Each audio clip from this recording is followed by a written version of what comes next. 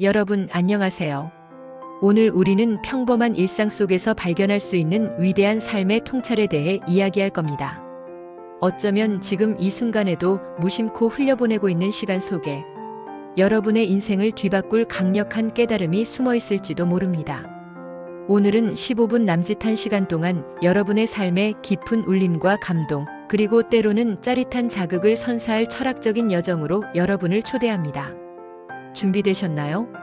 그렇다면 지금부터 저의 이야기에 귀 기울여 주십시오. 여러분의 가슴을 뛰게 하고 삶의 방향을 새롭게 정립할 수 있는 소중한 시간이 되기를 진심으로 바랍니다. 우리는 종종 인생의 큰 전환점이나 특별한 사건들만이 우리의 삶에 의미 있는 변화를 가져온다고 착각합니다. 하지만 진정한 변화와 깨달음은 대개 아주 사소하고 평범한 순간들 속에서 찾아옵니다. 마치 거대한 바위가 오랜 시간 동안 작은 물방울에 의해 깎이듯 우리의 내면도 일상 속 작은 통찰들이 쌓여 단단하고 깊어지는 것입니다. 우리는 살아가면서 수많은 선택의 기로에 놓입니다. 때로는 거창하고 중요한 결정 앞에서 고뇌하기도 하고, 때로는 너무나 사소하고 하찮게 느껴지는 일상적인 선택 앞에서 망설이기도 합니다. 하지만 이 모든 순간들이 모여 우리의 인생을 이룹니다. 그렇다면 우리는 어떻게 이 복잡하고 예측 불가능한 삶 속에서 의미를 찾고 진정한 행복을 추구할 수 있을까요? 정답은 의외로 가까이에 있습니다. 바로 일상 속 작은 깨달음입니다. 이 깨달음은 우리가 세상을 바라보는 방식, 우리 자신을 이해하는 방식을 근본적으로 변화시킬 잠재력을 가지고 있습니다. 마치 흙 속의 진주처럼 주의 깊게 들여다볼 때 비로소 그 진가가 드러나는 것이죠. 일상 속에서 철학적인 깨달음을 얻는다는 것은 결코 거창하거나 특별한 일이 아닙니다. 그것은 마치 오래된 책갈피 속에서 우연히 발견한 빛바랜 사진처럼 우리 주변에 항상 존재하지만 우리가 미처 알아채지 못했던 가치와 의미를 찾아내는 과정입니다. 마치 프랑스의 시인 샤를 보들레르가 세상은 우리에게 수많은 아름다움을 선물하지만 우리는 그것을 알아볼 눈이 없다고 말했던 것처럼 말입니다. 우리는 이 아름다움을 알아볼 눈을 어떻게 키울 수 있을까요? 바로 우리의 의식과 태도를 조금만 바꾸면 됩니다. 일상적인 순간들을 단순한 반복이 아닌 배움과 성찰의 기회로 삼는 것이 중요합니다. 첫 번째 통찰은 바로 마음 챙김과 명상입니다. 여러분, 지금 이 순간, 여러분은 온전히 이 순간에 집중하고 계신가요? 아니면 과거의 후회나 미래의 걱정에 사로잡혀 계신가요? 우리는 종종 현재를 놓치고 살아갑니다. 과거에 얽매여 후회하고 오지 않은 미래를 불안해하며 정작 가장 중요한 지금, 여기를 소홀히 대합니다. 하지만 삶은 바로 이 지금이라는 순간들의 연속입니다. 마음 챙김 명상은 우리를 현재로 데려오는 강력한 도구입니다. 매일 아침 눈을 뜨는 순간, 따뜻한 차 한 잔을 마시는 순간, 길을 걷는 순간에도 의식적으로 자신의 생각과 감정을 관찰해 보십시오. 마치 구름이 흘러가듯 여러분의 마음속을 스쳐 지나가는 모든 것들을 그저 바라보십시오. 판단 없이, 평가 없이 그저 존재를 인정하십시오. 비로소 여러분은 내면의 고요함 속에서 진정한 자신을 만나게 될 것입니다. 불교의 지혜로운 말씀처럼 마음을 다스리는 자가 세상을 다스린다는 진리를 깨닫게 될 것입니다. 현대 과학에서도 명상이 뇌 기능 향상과 스트레스 감소에 긍정적인 영향을 미친다는 사실이 입증되고 있습니다. 잠시 멈춰 서서 호흡에 집중하는 것만으로도 우리는 현재의 순간과 깊이 연결될 수 있습니다. 이러한 연결은 우리의 마음을 평화롭게 하고 주변 세상을 더욱 명료하게 인식하도록 돕습니다. 두 번째 통찰은 일상적인 경험을 철학적으로 탐구하는 습관입니다. 우리는 매일 수많은 단어들을 사용하고 수많은 사물들과 접촉하며 살아갑니다. 하지만 우리는 그 단어의 진정한 의미나 사물의 본질에 대해 깊이 생각해 본 적이 얼마나 될까요? 예를 들어, 여러분이 지금 손에 들고 있는 펜에 대해 생각해 보십시오. 이 펜은 단순히 글씨를 쓰는 도구일까요? 아니면 인류의 지식과 사상을 기록하고 전달하는 위대한 도구일까요? 펜이라는 단어를 계속 반복해서 발음해 보십시오. 어떠신가요? 익숙했던 단어가 낯설게 느껴지지 않나요? 이것이 바로 낯설게 보기의 힘입니다. 러시아의 문학이론가 빅토르 슈클로프스키는 예술의 목적이 바로 대상을 낯설게 만들어 새로운 인식을 가능하게 하는 것이라고 말했습니다. 우리도 일상 속 사물과 현상을 낯설게 봄으로써 숨겨진 의미와 본질을 발견할 수 있습니다. 예를 들어 매일 마시는 커피 한 잔에서도 우리는 수많은 이야기를 발견할 수 있습니다. 커피콩이 자라난 대지의 풍요로움, 뜨거운 태양 아래 노동한 농부의 땀, 그리고 그 커피가 우리의 손에 오기까지의 수많은 과정들.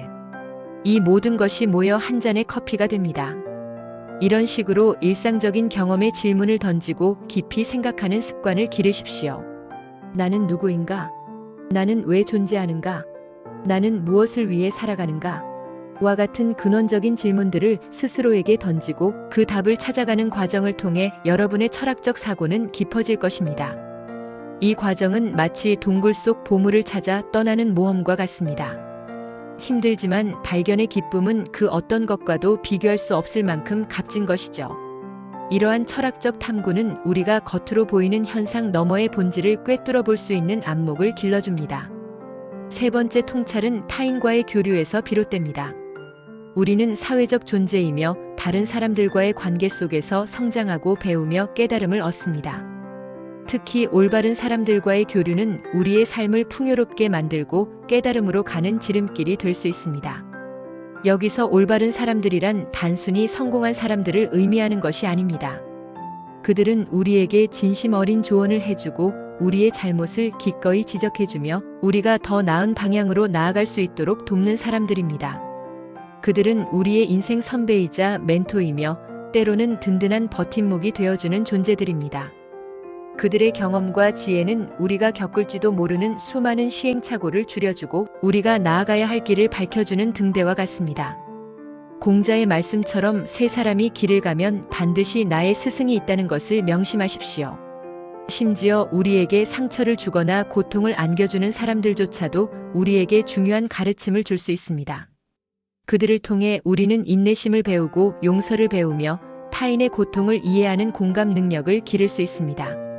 주변 사람들의 이야기에 귀 기울이고 그들의 삶 속에서 교훈을 얻으려는 겸손한 태도를 가질 때 우리는 더 큰 깨달음에 도달할 수 있습니다. 관계 속에서 우리는 자신의 한계를 넘어서고 인간 본연의 아름다움과 추함을 동시에 경험하며 삶의 복잡성을 이해하게 됩니다. 네 번째 통찰은 독서입니다. 독서는 시공간을 초월하여 위대한 사상가들과 대화할 수 있는 가장 강력한 방법입니다. 수천 년의 역사를 거쳐 온 인류의 지혜가 담긴 책들은 우리에게 지식의 바다를 열어주고 마음의 지평을 넓혀줍니다. 철학, 역사, 문학, 과학 등 다양한 분야의 책들을 읽으면서 우리는 다른 사람들의 시각과 사고방식을 이해하게 되고 세상을 더욱 깊이 있게 바라볼 수 있는 통찰력을 얻게 됩니다. 책 속에서 우리는 우리가 미처 생각하지 못했던 질문들을 발견하고 그 질문들에 대한 답을 찾아가는 과정에서 스스로 성장합니다. 랠프 월도 에머슨은 책은 모든 것을 담고 있는 곳이라고 말했습니다.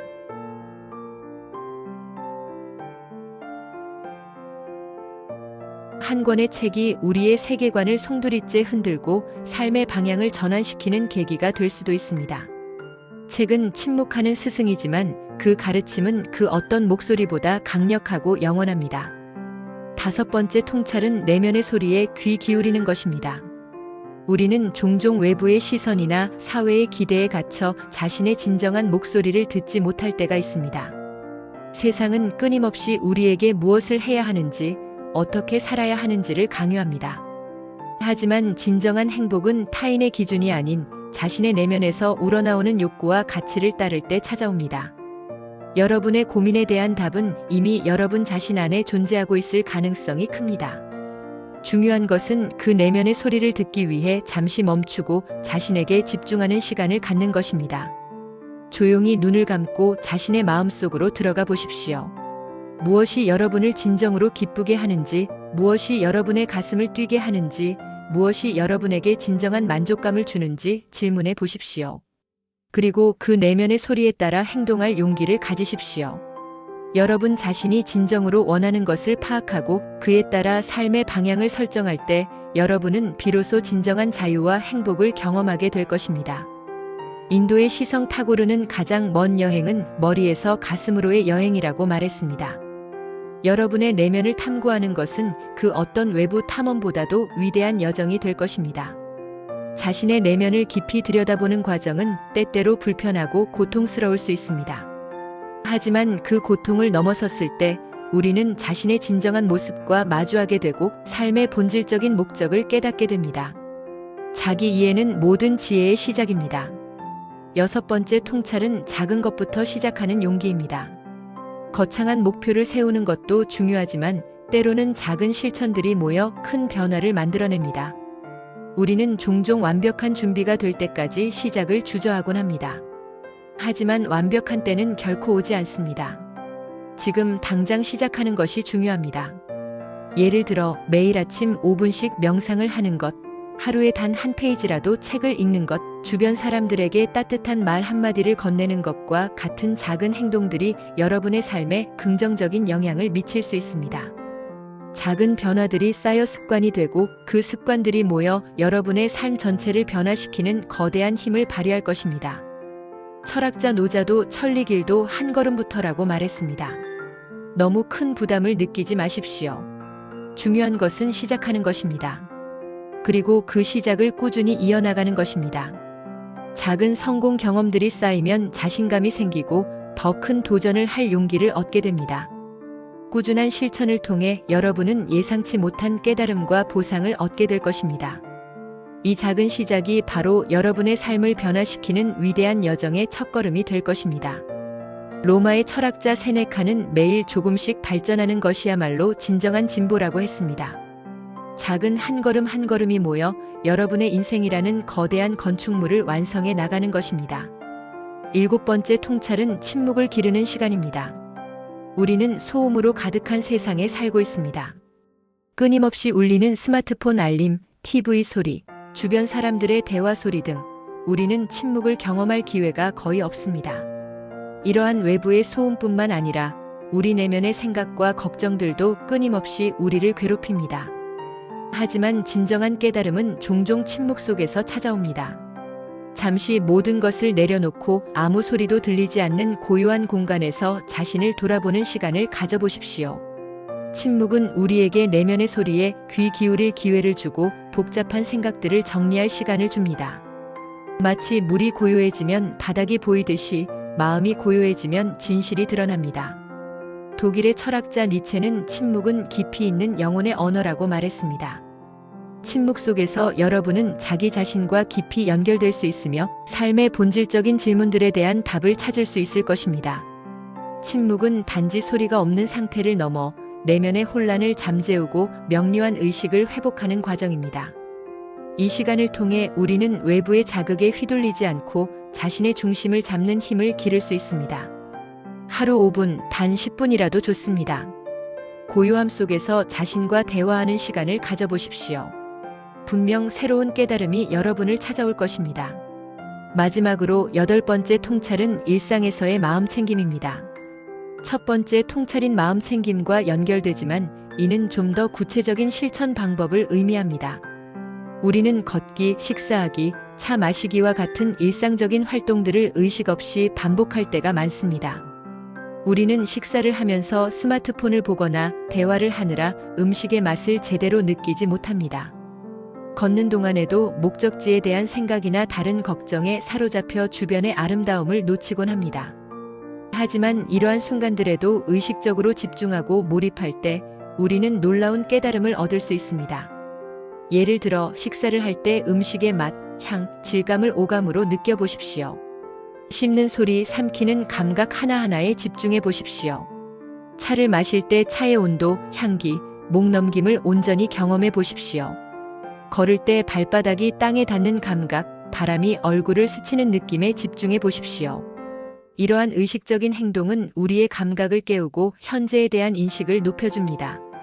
마치 선승들이 차를 마시는 행위 하나하나에 우주의 진리를 담아내는 것처럼 우리도 일상적인 행동 속에서 삶의 깊은 의미를 발견할 수 있습니다.